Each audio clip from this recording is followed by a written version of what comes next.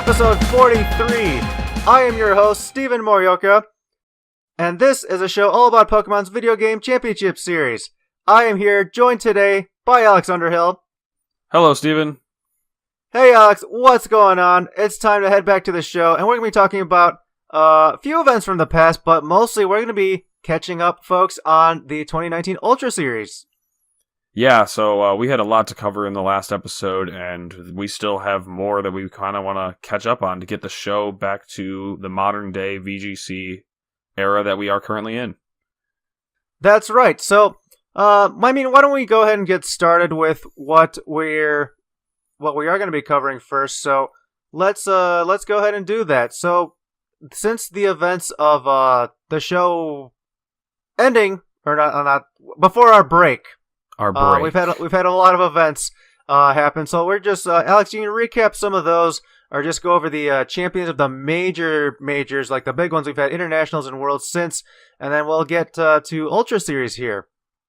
Yeah, so starting us off, the last event that we kind of covered, but only half covered, was Worlds. We had our live episode there where we talked about what was happening there, and Ryota Atsubo ended up winning that event in the 2017 format, and from there we went to Europe in November, where Simone Sanvito was able to win the European International. And that tournament was still in London, correct? That was in London, correct. I think I attended that tournament, didn't I? Yes, I did attend that tournament. You did go to that one. I do recall that. And following that up, this was still in the 2017 format, which was worth noting, not to get too tangential here, but it was London had to experience two internats in the same format, both at the beginning and the end of the format, the life and death of it, if you might say. So that was interesting, to say the least. Yeah, I don't know if you call it fortunate or unfortunate, but it happened, and we're going to move on here. Yeah. And then after that, Oceania in February, we saw the win from Alessio Yuri Boschetto, otherwise known as Yuri, since I don't want to try to say his name ever again.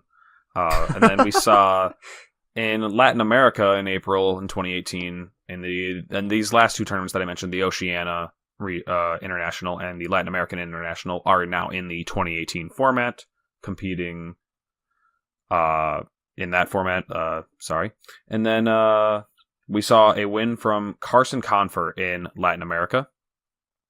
After that, going to North America in July, we saw Jeremy Rodriguez win that tournament. Moving on, we saw at the World Championships in August, for the 2018 format, Paul Ruiz win it for the country of Ecuador. And after that, the format just kind of ended. That was the last major 2018 tournament. Not counting the is this in Anaheim? This is not in Anaheim. Nashville. Yeah, that would have been the Nashville Open. Not counting the Nashville Open. Right. You guys, you did have a Nashville Open there? There was indeed a Nashville Open. I do not know the winner, and I can't tell you it right now. And we could look it up, but I'm just going to breeze right by it and cover the next major event. That's okay. I'm sure, this is all old news. If you want to know that, just look it up on Trainer Tower. That's a good place to find that information. Moving forward, Latin America in November. This was in the Sun Series format, and we saw Ashton Cox win that, who was able to win Brazil again, which was a very noteworthy story, considering he was, I think, the first VGC player to win multiple internationals, and doing it at the same one, which was pretty crazy. Right, at least during this international era, yeah, Ashton's one of the first one to do that. Yes, and then going to Oceania in February, we saw a new format, the Moon Series format now, where we saw Eduardo Cunha able to... I think it's Cunha. Cunha. I think. Oh, no. Pretty pretty in that one. Oh, no. Edit out my embarrassment, Steven. But don't actually. I'm willing to live with it. Sorry, Edu. And then that brings us to Ultra, which we've had a couple of tournaments here, now kind of zooming in a bit more since we're kind of approaching the modern day of VGC. We've had a couple of regionals, an international already. We will have another international in this format. But before we cover that, did you want to talk about the format dates at all, Steven? Yeah, let's go into just the timing of how the format how the format's shaped up to be this go around during the 2019 season here, right? So we talked about this last time, but at Worlds they announced the 3 different series in this one format, where you have Sun Series, Moon Series, and Ultra Series. Sun Series would start on September 4th, 2018, switching essentially a few weeks right after Worlds was over, and you'd be running that until January 7th of 2019. And the special thing about the entire 2019 season is that this was a season where restricted Pokemon were once again allowed into the format, where you could have a maximum of 2 on your team. So it's very similar and akin to 2010 and 2016. 2016 also the 2 restricted Pokemon limit. 2010 was a little bit different in the way your team building could function in that manner. Maximum you could hold on your team was 4 in 2010. Because the only stipulation was that you needed to have 2 non-restricteds in the battle, and that's it. I didn't realize it was 4. I thought it was 3 all this time. Yeah, so I guess strategically, a lot of players opted to have 3 non-restricteds and 3 restricted Pokemon in 2010. Yeah. And I think I made it really just quick correction here is that for the battle in 2010, you were only allowed to bring 2 restricted Pokemon per battle. So by those rules, the maximum you were able to hold would be 4. Yes. And if I recall correctly, even Ryan Chambers, I don't know if I said his last name correctly, but he had 4 restricted Pokemon at the World Championships who he top cut that event with. So there were people doing that. Anyway, so right, and there were just different item restrictions, and so Moon Series comes along after that, starting in beginning of January 8th, running until April 1st. So that series is shorter than the other 2. Interesting to note there, and probably for the better, I'd say in general is the perspective I was getting from a lot of the community at the time.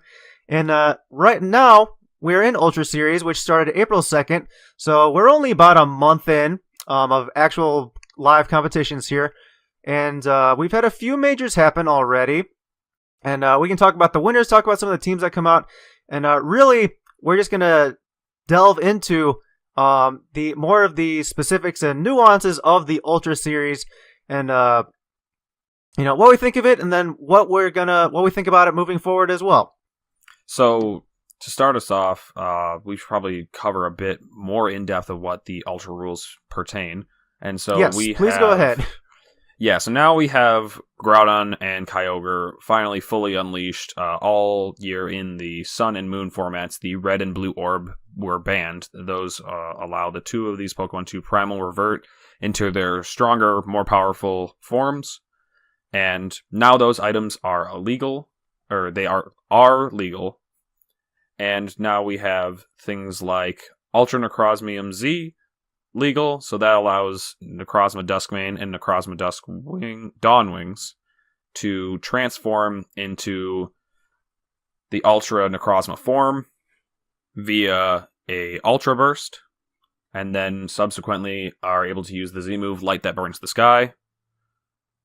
They right, also that's just a really powerful Z move there, and for proper terminology, it is an Ultra Burst. That whatever that transformation is, and not a Mega Evolution. I bet a lot of people are gonna mislabel that pretty commonly throughout Ultra Series.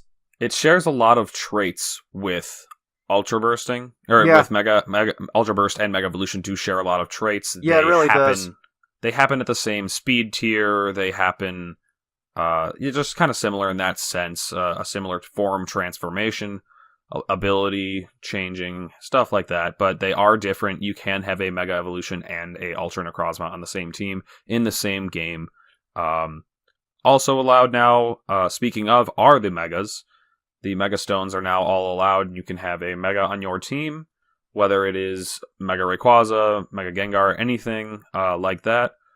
Speaking of, Rayquaza was not able to Mega Evolve unless it knew the move Dragon's Ascent, which was banned in Moon and Sun series.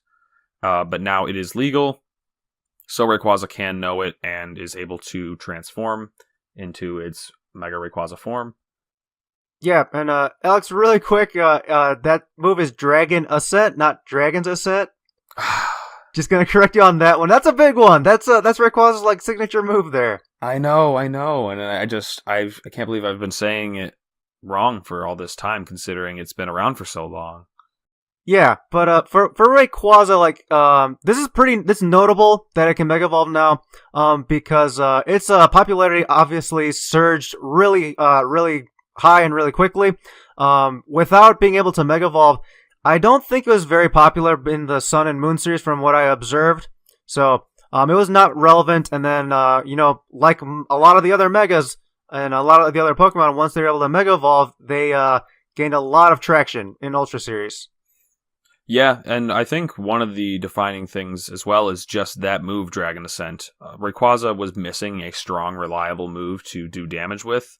And if we had that move, but Rayquaza was somehow not able to Mega Evolve in the Moon and Sun series, it might have seen some use, but unfortunately, the game's code would not allow that restriction, so they just had to ban the move altogether. And because they banned the move altogether, it meant even things like Smeargle couldn't run Dragon Ascent, funnily enough. It was just overall banned.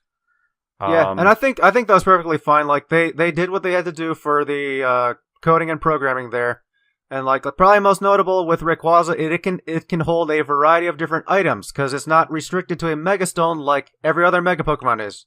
Yes, and then other things to note, while they aren't exactly new, different, and then Sun series is that Z moves are legal and restricted Pokemon, as we had mentioned before, are legal. You can have 2 per team. And so then, now with the rules laid out, I wanted to kind of examine the events that have happened so far. Some are more recent. There was a couple, actually, over the past weekend, 3 major events across the pond from the US where we are recording this, but starting us off to kick off Ultra Series, just a week before European International in Daytona, we saw James Beck win the first regional of the format with a team of Mega Gengar, Tapu Lele, Incineroar, Yveltal, Kyogre, and Stakataka. And then, going forward, a week later, we saw Flavio Del Pidio. That's going to be probably a mispronunciation, but we saw him win the European International. And then, again a week later, Hartford, I believe, was just a week after all this. Yeah, that's right, yeah. I feel for those people that went to all 3 of those events, because that's just a lot of Pokemon, a lot of travel. Yeah, a lot of traveling, a lot of playing those 3 weeks there. So Hartford, we saw Tommy Coolene take it all. Actually, I'll mention Tommy's team now, and then I'll go back and mention which team won the European International. But Tommy was able to win it all with Groudon, Ultra Necrozma in the Dawn Wings form, Tapu Lele, Stakataka, Smeargle, and Salamence. But going back, Flavio was able to win with Xerneas, Rayquaza, Incineroar, Neolego, Tapu Fini, and Amoonguss. And then that brings us up to just everything except the last weekend of Ultra, where we saw tournaments in Bristol. We saw there was one in Hong Kong, and there was also one in Malaysia. 3 basically regional tier events. I'm not sure if one or any of them were special events, I believe. They were all regionals. Looking at this, it seems like they were all regionals. That's what they're labeled as. For those that don't know, the difference between a regional and a special event is that a regional rewards prize money, whereas a special event does not have an entry fee and does not reward any prize money. But in terms of championship points, in terms of event caliber, I guess if you're not looking at prize money, they are equal. In terms of championship points? They are equal in championship points. Oh, interesting. I had not noticed that change. Yeah, you've been out of the game, Steven. I know. Like it's I haven't had to keep track of points in a long time, so I just never noticed. I'm trying to think if that's something that's happened since the show went off air, but yeah, the special event and regional level events are now just basically entirely equal, except for the fact that special events are lacking an entry fee and prize money. If Okay. I am wrong on that, feel free to correct me, anybody, but I believe that is what defines the difference between the two. Okay. Yeah. So I mean, a lot of the teams you mentioned there. There's one Pokemon that sticks out to me, and that's Stakateka. Mainly because this is I think the first time we ever mentioned it on the show. Mainly because we never did anything Ultra Sun, Ultra Moon related back then. Right when we ended season 1 there.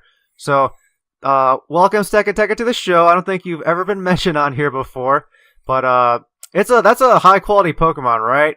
Oh yeah, a lot of people do love it. It's a silly design, silly name. I'm a big fan of it. I actually was able to use it to a lot of success in the Moon series. It seems to be a pretty good, pretty useful Pokemon here in these restricted formats. Largely because Gyro Ball is just so strong against Xerneas, as well as a bunch of other fast-running Pokemon, and because of the importance of the move Trick Room and the move Wide Guard. Those are all just very important moves that we see a lot in the in the restricted formats, and so Stagastack has really been able to shine. Yeah, especially in 2019. Like I've seen it throughout all 3 series. It's been popular among a lot of different teams. Right, the typing helps that it can resist the fairy moves, which Xerneas is still a major threat throughout all 3 series. Not surprising at all. I think a lot of people picked it out to be in the beginning to be, something to definitely be prepared for on any kind of team, right? And yeah, just the ability to set up Trick Room. Plus, it's such a low speed that virtually nothing underspeeds Stakateka. That's No, viable at least. you cannot. It just, yeah, it is just that slow. Also, worth noting is that Stakateka did rise a lot in the 2019 format, like you said. 2018, it did not see nearly as much usage. In the beginning, it saw fringe usage because it was essentially a new toy. It was a new release, and a lot of people wanted to try it out. But going down later down the line, it fell off in usage. It was just more for fun. But now it is seriously a contender in the metagame. Moving forward, though, Steven, I did want to mention to you these past 3 majors that we've already talked about, not counting the other 2 going forward, or other 3 that happened this past weekend. And I'm referring to Daytona, Berlin, and Hartford. They saw 6 different restricted Pokemon in the top. Not a single shared restricted Pokemon amongst the 3 different teams. Yeah, so interesting. That's Groudon, Kyogre, Rayquaza, not surprising, Xerneas, Yveltal, and then Necrozma. Yep. And so what's pretty easy to pick out here, just analyzing this, is that we see the restricted Pokemon from the most recent games at the top. Omega Ruby giving us Primal Groudon, Primal Kyogre, and Rayquaza. X and Y a little bit further back than that, giving us Xerneas and Yveltal. And then the most recent game giving us Ultra Necrozma.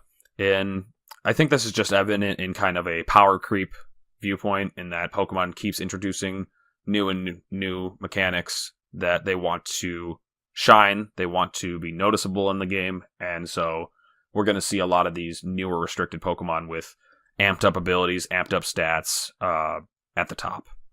I mean, like, though, you got to think about your restricted Pokemon, right? So you only get 2 of them. They've got incredible base stats. They are meant to be the ones taking KOs on the team. Everyone else is essentially a support role for them, because they are one of the focus and highlights of your team.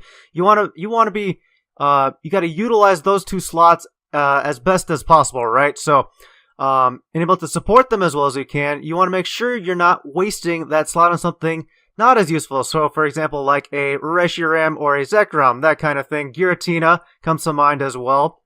So, some of the lesser, like, I guess a lower tier restricted Pokemon, excuse me, is just it's not worth it. Like, you gotta find value in the Pokemon you're using, and this is why the top 6 are here in this group.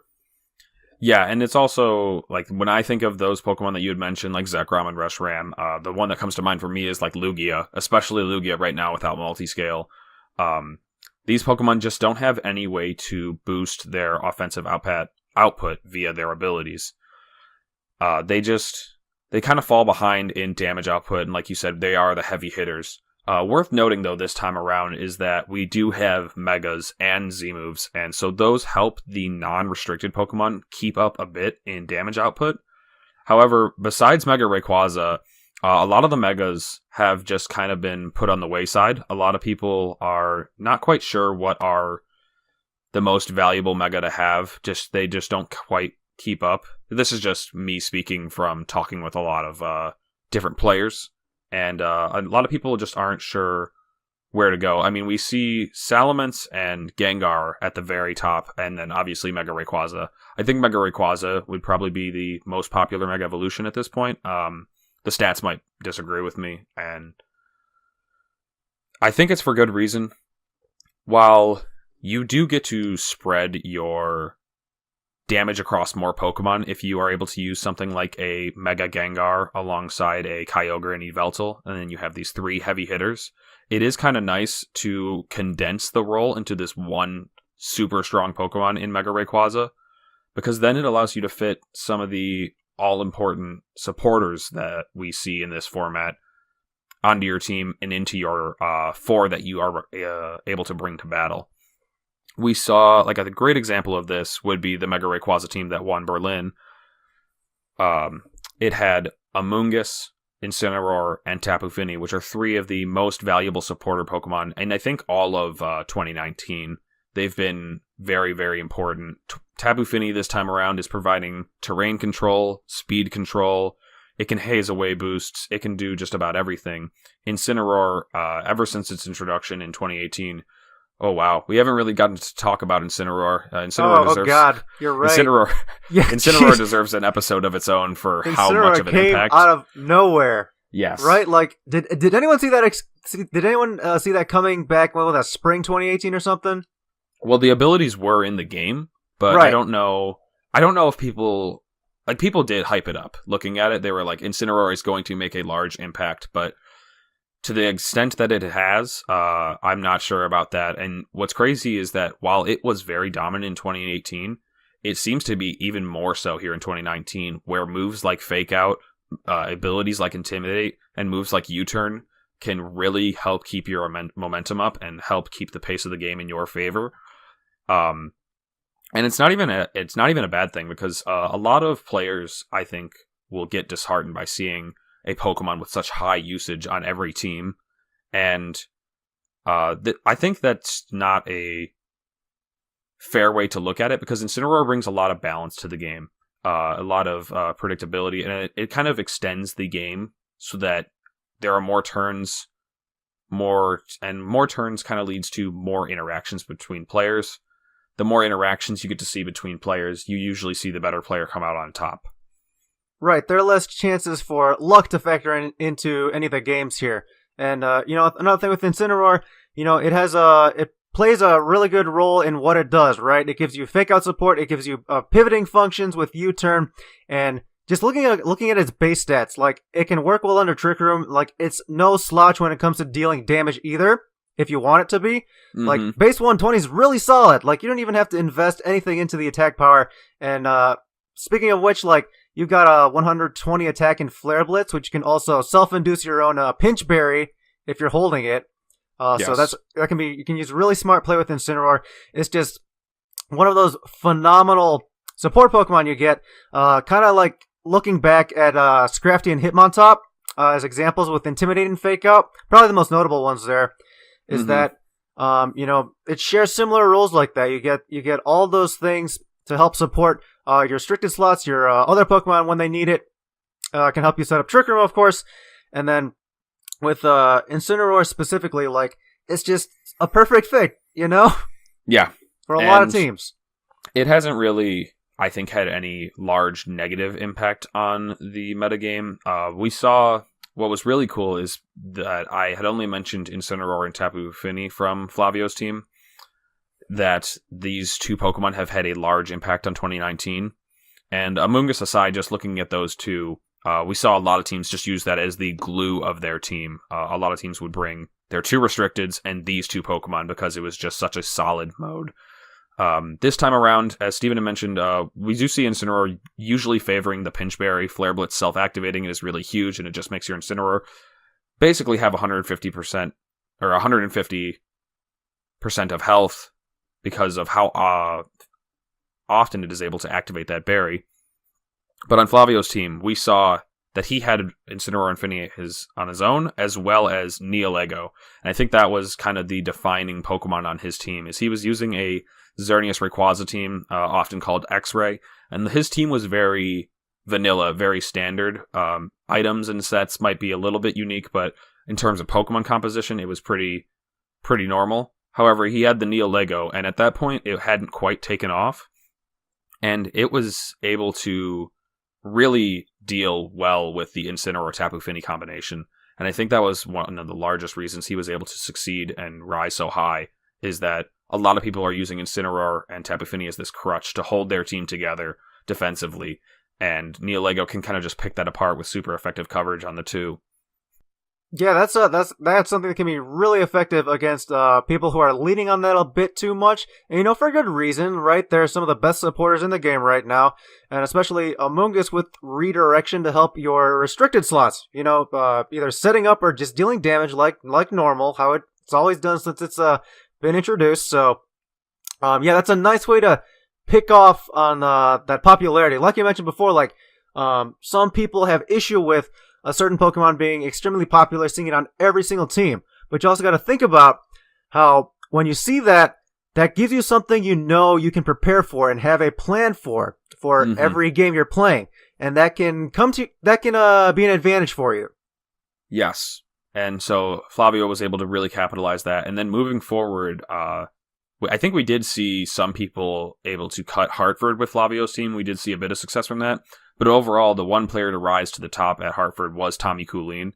Very worth noting was that he was using a Tapu Lele Necrozma team, often referred to as Psychic Spam at this point in the metagame. It's not very specific since it doesn't really mention the Pokemon on it, but it's usually referred to whenever you have a Tapu Lele and another hard-hitting Psychic type like Mewtwo or something else.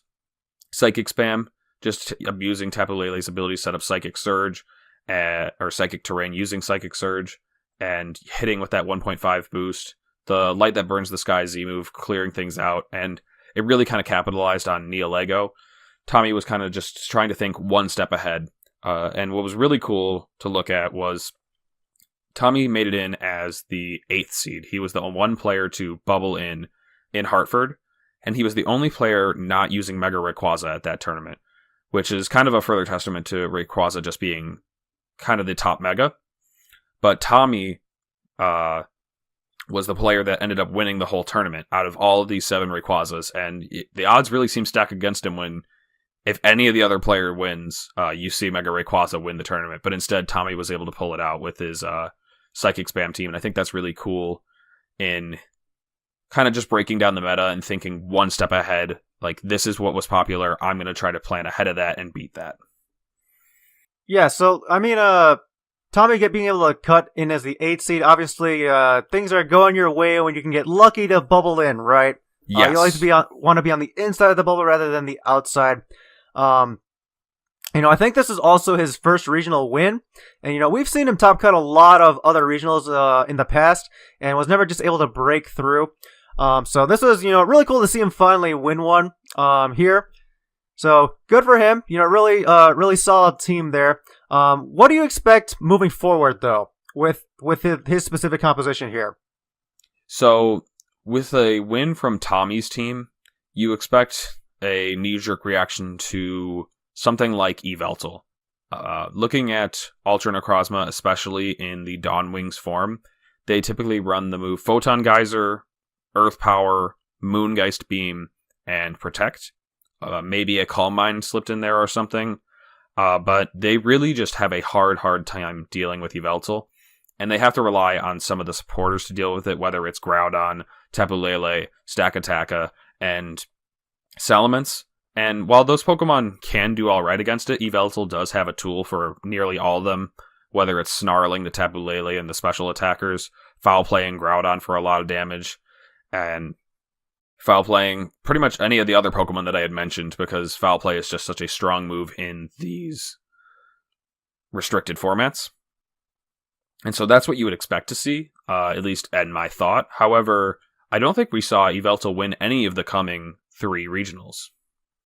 Right, that's definitely a possibility, right? So, Yveltal did end up getting into top cut into some of these places, but it was very sparse, as well as not being able to seal the deal as well. But yeah, even the presence of Lunala, as well as some of the Necrozma in the Dawn Wings, is that right? Dawn Wings and Duskmane. Thank you, Dawn Wings.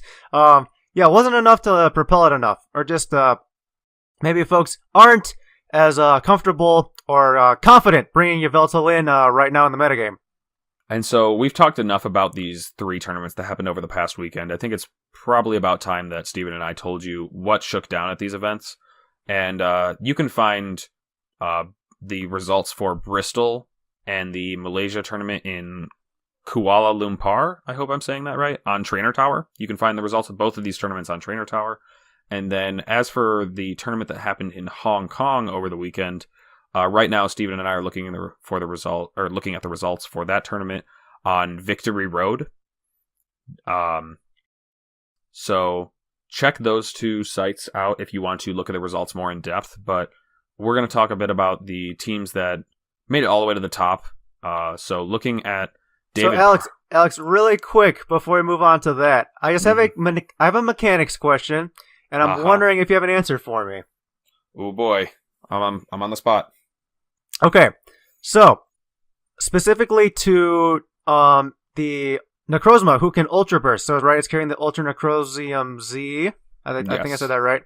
So, it's a 2-stage thing, right? You have to be in your Ultra Burst form in order to use the Z move. But my question is, can you, say you have 2 Z moves on the team, right? The Necrozma has it, and then something else has another Z crystal on it. Can you Ultra Burst your Necrozma and have another Pokemon still be able to use their Z move? Yes. Yes, you can do that. Yes. So okay. it can happen in just about any order. I'll list off 3 or so examples off the top of my head. But if you had, let's say, Landorus T is a popular Z-move user in this format. Mm-hmm. And so if you had your Necrozma next to a Landorus, you could Ultra Burst with your Necrozma and do whatever you want with it, protect, attack, and your Landorus could go for the Groundium Z on the same turn. You could also do this on a follow-up turn. Let's say you Ultra Bursted your Necrozma, switched it out, and brought in Landorus. Landorus is able to Z-move in this situation. You are also able to use Landorus' Z-move early in the game, and then let's say Necrozma comes in much later. Necrozma is then able to Ultra Burst into its Ultra form. However, it just will never be able to use its Z-move. Okay, awesome. That's what I was looking to, or trying to find out here. So yeah, everyone just remember I'm trying to ease my way back into play here. So I'm still gonna have a little few basic mechanics questions, but maybe it's a good reminder for some of you out there as well. But anyway, we're gonna move on to these 3 tournaments. Alex, take it away. Don't make fun of Steven too much, okay? Okay. Yeah, come on, people, be nice. Speaking of Necrozma, though, we saw David Partington win the tournament in Bristol, UK, with Ultra Necrozma Duskmane form. I guess I can't speak whether or not it's Ultra. This is one thing that's worth noting in results, is that it's tough to tell whether or not they're running the Ultra form. Dawn Wings is almost nearly 100% Ultra. However, Duskmane can sometimes run other items like Choice Scarf, or not Choice Scarf, like Weakness Policy, or whatnot. However, side note aside, we saw Necrozma, Duskmane, Xerneas, Mega Lopunny, Tapu Koko, Incineroar, and Murkrow win this tournament. And looking at the team, it's pretty crazy. I don't know. I don't know exactly how much Ultra you've seen, Steven, but I think you can just tell from looking at this, it's out there. Yeah, that looks pretty unique. Like, I don't know how common Murkrow has. I don't think, well, let's be honest, I don't think Murkrow's been very common at all. But the thing that stands out to me is obviously probably that, as well as the Mega Pokemon there, the Lopunny there. So, Lopunny gets a nice speed. I think it gets to like 135 or even higher than that. So that gives you the ability to outspeed Tapu Koko, as well as gaining the ability in Mega Form as Scrappy. So you can use Fake Out on Ghost types, probably most notably Lunala, as well as Mega Gengar, as well as outspeeding them. And you don't have to worry about coverage moves because you'll be able to hit everything with either your fighting or normal type attacks. Yes, and that's really where Mega Lopunny shines. It's so fast, it hits really hard.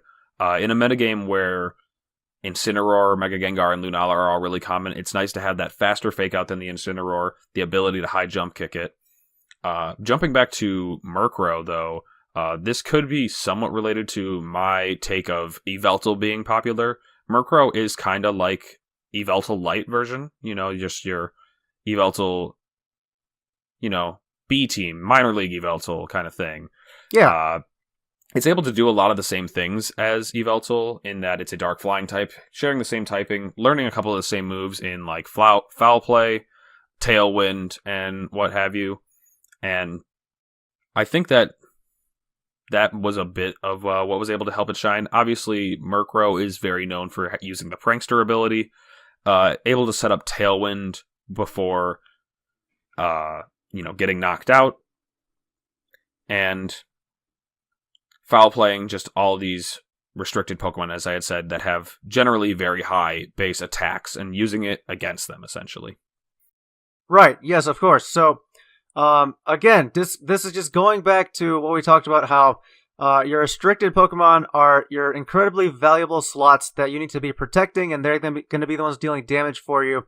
So, what it really boils down to is obviously how well you play during your games, but being able to, it's the choices in your other 4 slots that really make the difference in your team building as well as during the tournament. So, plays a really big role, and Murkrow was that for David here. Before we move on from this tournament, just a quick note that Alessio Yuri Buscetto was the runner-up, using the exact same 6 that Tommy Coolin was able to win one weekend prior, and that's not the last that we'll see of this team for this weekend. Also worth noting was the Mega Lopunny that won was not the only Mega Lopunny in cut. There was one in top 4 from Ben Grismer. We also saw an interesting pick from Jamie Boyd in Mega Lucario. And there's another Lucario listed in here, but it's shown not as Mega. And it could just be along the lines of using Final Gambit or something. I mean, that's just my personal bias speaking. But I don't know if it was Mega or not, but yeah, you have a bit of experience with a regular Final Gambit Lucario, eh? A little bit. And so we saw that, I guess, fighting types were a bit of a popular pick for this weekend, seeing 4 of them on 4 different teams in the top cut. So is there a reason for, like, type-wise? Is there a probably for Stakataka? Probably helps with that. But Stakataka and Incineroar. Okay, yeah, sorry, I forgot about that. Like, Incineroar's typing, one of the reasons why it's popular is because, unlike the other Intimidate users that have Fake Out, they are not super effective, or they're not weak to Fairy moves. So Incineroar gets the neutral damage from those, from Xerneas most specifically, and Tapu Lele. Yeah. And what is it? So yeah, being able to use the fighting attacks to knock out Incineroar a little bit easier is probably an advantage there. So yeah. Moving it forward, the next tournament we're going to look at is the tournament in Malaysia, where we saw Yoko Taguma win the tournament. Again, apologies for pronunciation.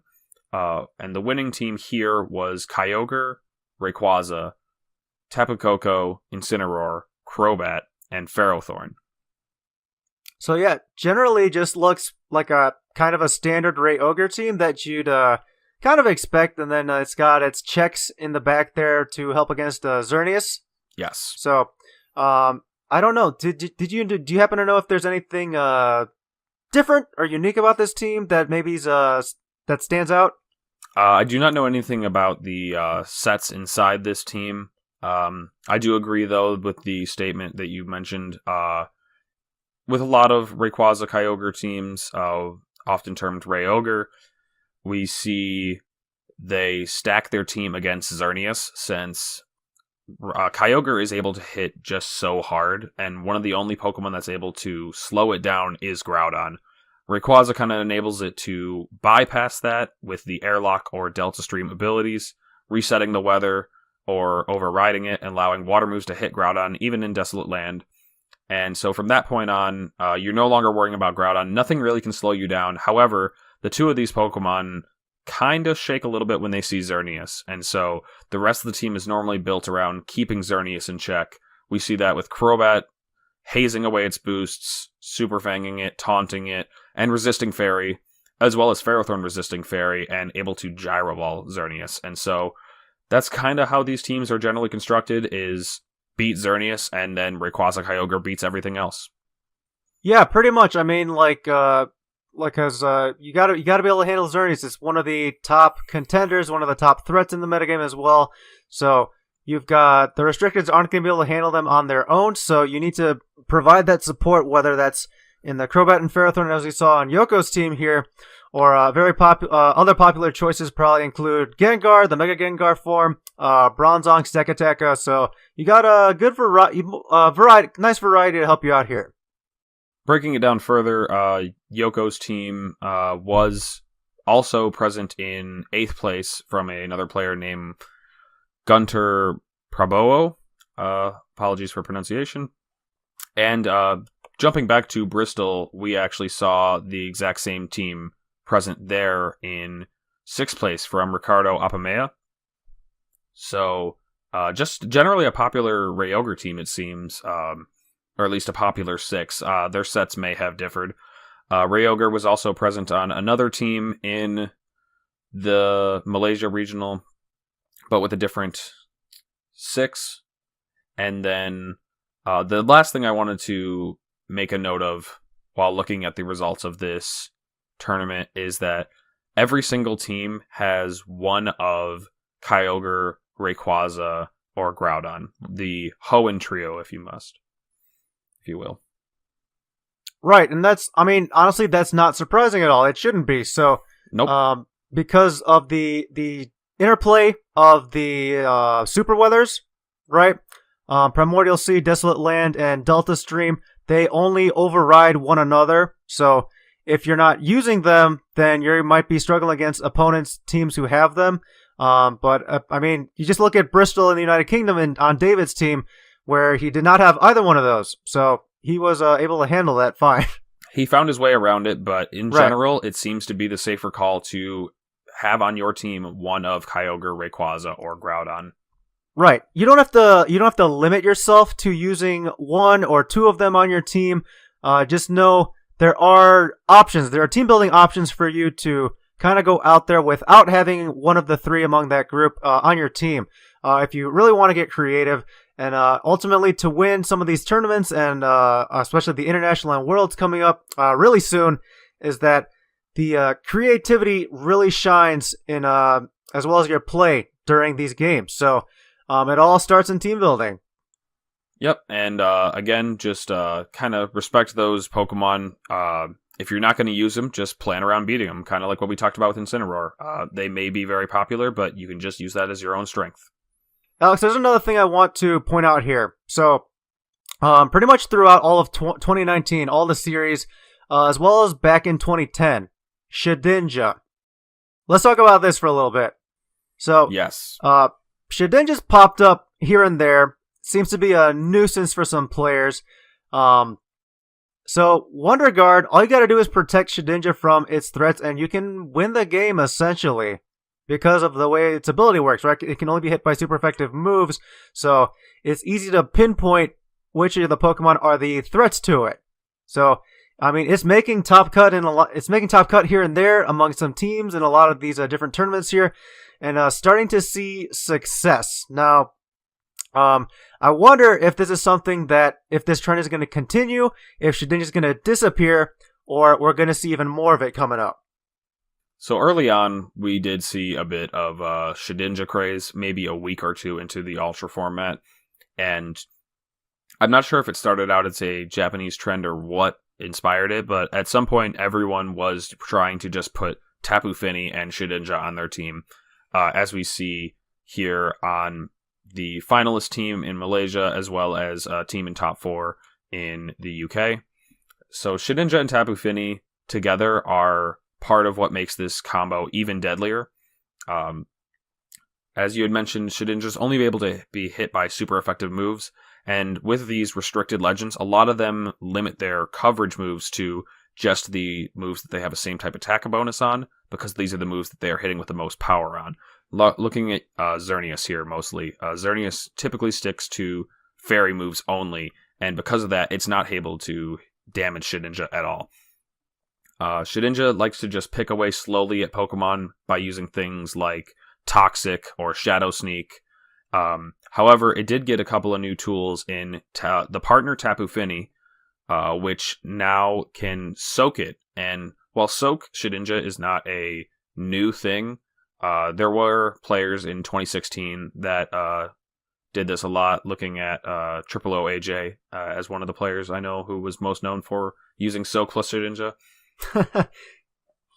Soak Shedinja allows your Shedinja to become even a little bit more diverse, because the Ghost Bug typing that Shedinja has quite a bit of weaknesses, quite a bit of common ones. When you look at the number 1 Pokemon in Incineroar, just on nearly every team, you almost always have a way to hit Shedinja, so you don't have to worry. Sometimes you can just tuck it in the back of your mind and say, okay, it's fine, I have an Incineroar, I just have to preserve it so that I can take out the Shedinja with a super effective attack. However, right. Tapu Fini, soaking it, changes it into the water type, and now Shedinja is only weak to grass and electric moves. And grass and electric moves aren't terribly common. We see, however, the team that was able to defeat this Soak Shedinja team in the finals had Tapu Koko and Ferrothorn, and maybe that made a bit of an impact on their set. Can't say because I wasn't able to watch any of it, but that is a bit of a complexity that Fini adds to Shedinja's kit, essentially, its utility. And it's really interesting because Soak is a move that has a lot of utility outside of just soaking your Shedinja, changing the typing of Pokemon so that they can no longer be hit super effectively by your opponent's attacks. Water doesn't have any cheeky immunities, but if you had something like a Lightning Rod user on your team, you could soak your partner and then sponge all the electric moves so that you're only weak to a little grass. Jumping back to Shedinja, though, Shedinja's last kind of utility that it gained with the new generation is that it has Ally Switch. Ally Switch is, oh boy, it's another move that we hadn't gotten to talk a ton about. Since... Yeah, that's a big one, especially the mind games it can put your opponent in. So a lot of Pokemon were able to learn Ally Switch coming into 2018 format because of move tutors, and it did worry a lot of people because of the coin flip plays that Ally Switch can enforce. They did expand the number of Pokemon that are able to learn Ally Switch by a lot. However, it hasn't, as things have settled, we haven't seen it had too much of an impact on the game. However, Shedinja is a Pokemon that really can capitalize on it when your opponent is using a lot of single target moves. And so, for example, if we see something like, a Thunderbolt from Tapu Koko hitting into your Kyogre, but you have a Shedinja next to it, you can Ally Switch, and suddenly the Thunderbolt is hitting into Shedinja, and your Kyogre is free to go for a Water Spout, likely one-shotting the Tapu Koko. And because you were able to just get that coin flip right, you have successfully taken a KO. And it really allows Shedinja to bring their player out of bad situations, because at the very best, you can always fall back on this rock, paper, scissors. Yeah, turn into like a 50-50 here. So yeah, Shedinja's providing a lot of utility for teams now, as well as being a potential win condition for you as well. And so now, looking at the last tournament, the regional that happened over in Hong Kong, we saw a bit of a 2016 team able to take it, or at least reminiscent of 2016, with from K Yin Or. These names just keep getting harder and harder to pronounce. Apologies again if I said it wrong, but Yeah, no, don't worry about it. K Yin Or, I believe, And again, this tournament result you can find on the Victory Road website. The winner of this tournament was using Groudon, Xerneas, Mega Salamence, Incineroar, Bronzong, and Cresselia. And just looking at these 6, it's very reminiscent of a team that Aaron Traylor was able to popularize at the 2016 National, not International, back when we still had Nationals. Right, the last year of them. Yes. A team that is very, very similar to that, just Smeargle being swapped out for the ever-present Incineroar. Yeah, I mean, I guess you don't have to fix something that isn't broken yet, and it's just a certain kind of team that this player Kayanor was able to pilot to victory here. Right, you've got your 2 different trick room options. Why do you have to say it so much better? Oh, because that's what I do. So it's like so I'm about to talk about Bronzong and Cresselia here as 2 separate trick room options here that you would not bring to the game really quickly, but really quick. Pronunciations, going back to Pokemon. The Pokemon that uses Ultra Burst, how do you pronounce that? How do you say it? Oh gosh, we've said it already so many times. I know, but I just want to like emphasize this now. It's Necrozma. Necrozma, interesting. I call it Necrozma. Yeah, that I don't know what the right way is, and I'm not gonna like criticize you on that, but I'm just noting a difference here. It's kind of like remember that Pokemon that evolved, who evolves from Sandygast, or who does Sandygast evolve into? Palossand? Yeah, Palossand, right? What? And how about Girder's evolution? Oh, I love this one. Oh god, it's Conkeldurr. Oh, I hate you. One of my favorites, both competitively and in general. Conkeldurr, yeah. Anyway, yeah, we're gonna have a lot of fun with these Pokemon pronunciations, I guess, as well as name pronunciations throughout the show. But yeah, Bronzong and Cresselia. Let's get back to the team here. Bronzong and Cresselia have a lot of they provide 2 separate Trick Room options, and I think it's pretty rare to see them both come in the same game. So, yeah, all the other options are really strong, pretty common as well. So, just a team that was able to be piloted. You know, just a old popular pair, Groudon and Xerneas. Nothing's new there. Now, looking at the second place team, I know we haven't been talking about all of them, but this team, once again, is the exact same 6 as we saw with Tommy Kulin and Alessio Yuri Buscetto in the other tournament. I don't know why I said his name again. Curse me. But Yuri, yeah, again, this Groudon Ultra Necrozma team just doing really, really well. Coming just shy of 2 more victories, getting 2 second places. Is a bit heartbreaking for the team, but you can't be too upset when it's just, providing such big finishes. Yeah, and it always seems to be like after a weekend at a major, right? You see top performing teams. A lot of people find, I guess, calm and solace in knowing that there was a successful team, so they want to use it as well. And people are in the hunt to be gaining championship points to qualify for Worlds, as well as the race for day 2, as well as the travel award there. But yeah, when you see something successful, you just want to try it and try and go for that win, right? Yeah, we see a lot of these, not to sound offensive, but these copycats bring the team to the next tournament. And with the popularity of the team, you normally see a high population of it in the tournament, so you're bound to see one do well enough, but that's normally it, is just well enough, not the big win again. Normally you have to innovate a bit. I'm not trying to count against using teams that are standard and proven to be good, but we do see a lot of teams fail to win multiple tournaments in a row, at least using the same 6.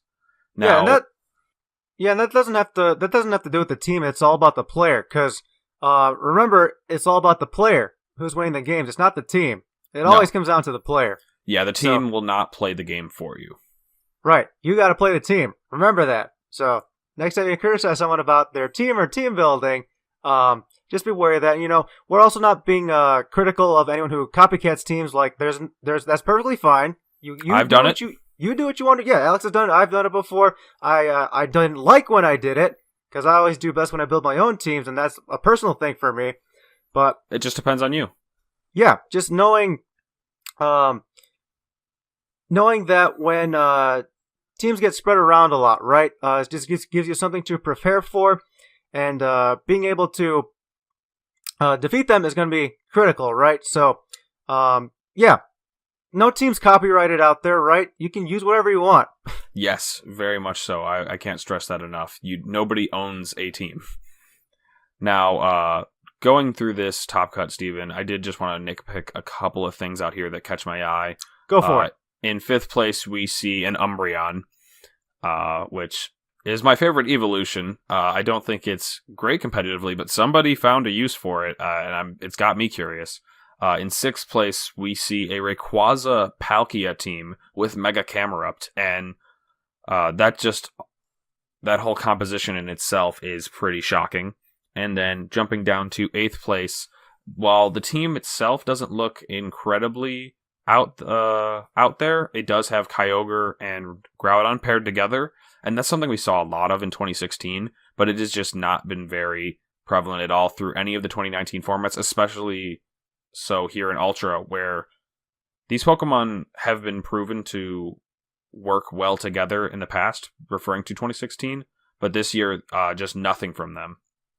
Now, yeah, I also want to point out, like, in 4th place from a Japanese player, there's a Mega Sharpedo, which is really cool. That is really cool. Yeah, that is. Like, you can utilize that speed boost ability, as well as Sharpedo's water typing to help, especially alongside Rayquaza, to help take down Primal Groudon, and it's going to help against all those other prevalent psychic types. But going back to the Primal Groudon and Primal Kyogre together, is that I wonder if it's just the stigma of everyone thinking like this is going to be bad, and no one's gonna use it because it's bad, and people are too afraid to bring it to an actual event, right? I'm sure people have practiced with it, and maybe you have found that it does not have success in practice, and that's why you don't bring it to tournaments. But you can see right here that it's proven to have some function, that there is a way to run it. So, kind of like that team that had none of Groudon, Kyogre, or Rayquaza, there are ways to do certain things with certain pairs or certain teams. You gotta find a way. It's gonna take some creativity, may take some time, and I know the season's almost running out here, but you'll find a way. Yeah, and I do want to say that I just don't think Ultra has been very kind to this duo, considering we now have Z moves, so that Pokemon are now easier able to KO these two, and the popular Pokemon in Lunala and Necrozma and Yveltal still are able to hit the two of these Pokemon for very strong neutral damage.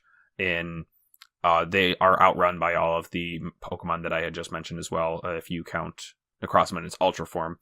So that could be where the fault lies. And a lot of their old partners back from 2016 and their old friends they used to be paired used alongside with maybe aren't as powerful as they used to be. So like some of the Mega Pokemon are just they lost a lot of their tools, right? Yes. Some became weaker. Smeargle doesn't have Dark Void anymore. Yeah. So. Mm-hmm. Yeah, a lot of things going against that pair right now. And so, looking forward, Steven did mention that there are only a couple of more events to happen in this season, and I just kind of wanted to break that down for people that were curious what is left for Ultra coming up and what we plan to cover going forward. Coming up this weekend, as of recording this, so the May 18th, 19th weekend, will be Santa Clara Regionals over in California. At the end of the month, or I guess at the beginning of June, the first weekend then will be Madison Regionals in Wisconsin. And then that's it for regionals, as far as I can tell. I've checked the event page, and I believe there are no more anywhere else in the world. Please correct me if I'm wrong, and that will give us more tournaments to talk about. But in terms of NA, I know for sure that Madison is going to be the last regional. Going forward, we have the North America International Championship in Columbus, Ohio. That'll be happening June 21st to 23rd weekend. And then just a small side note coming up, not this weekend, but the next one, the May 24th to 26th weekend will be the International Challenge May, which is an online competition in which you play 15 battles a day, and at the end, whoever has the highest rating is declared the winner of the tournament. You earn up to, I believe, 50 CP for winning the whole thing, and it's just a fun weekend of playing a lot of online Pokemon on your DS. Registration for that starts this Thursday, or Friday, I guess, May 16th, and it goes all the way up until the minute before the tournament starts. So if you do want to plan on playing in that, make sure to register before the tournament starts on May 24th. Yeah, especially for an international challenge like this. Don't worry about the championship points too much. Just focus on the practice and making improving yourself and improving your team and fixing what things you need to before Madison and the North American International Championship coming up later after that. So California's coming up. We'll see. I expect we'll see what happens there, right? So how the metagame shapes up, who comes out as the winner, right? As well as in the future for Worlds, right? For the rest of Ultra Series. Yes. And that is one thing that I did leave off this list, but rounding off Ultra Series will be the World Championships. After that, we are uncertain what will happen going forward for Ultra, but we do know that World Championships will be playing in the Ultra format. So just a couple of tournaments left. You can count them all on basically one hand for Ultra Series. And so keep refining those teams, figuring out what works for you, because you really want to make a count of these last couple events to try to secure a Worlds invite. Yeah. I mean, I wonder, what are they going to do after that? I wonder, I really wonder. So curious. Jeez. Anyway, seems like there's one other last important thing we need to talk about here. So we have the first live action Pokemon movie came out over this past weekend, Detective Pikachu. I unfortunately did not get a chance to see it over the weekend, but Alex, it's tell us about that. Well, I don't want to spoil the movie for you, Steven. Well, yeah, don't spoil it for me. Don't spoil it for any of the listeners who haven't seen it. But just really quick, spoiler-free review in like a sentence or two. All right. Once Steven does see it, we'll talk about it a little bit more at the end, just because I definitely want to give my thoughts on it. But it was a really, really exciting experience to see in theaters, and I definitely recommend people go out and see it. It had me tearing up a lot as a Pokemon fan, and so if you can get out and see it. They also give you Pokemon cards in the theater, which I thought was really fun. Yeah, that sounds very good, right? So we'll get on eventually. Whether that's, I don't know if that's going to be soon, because I'm very busy with work. Come on, Steven.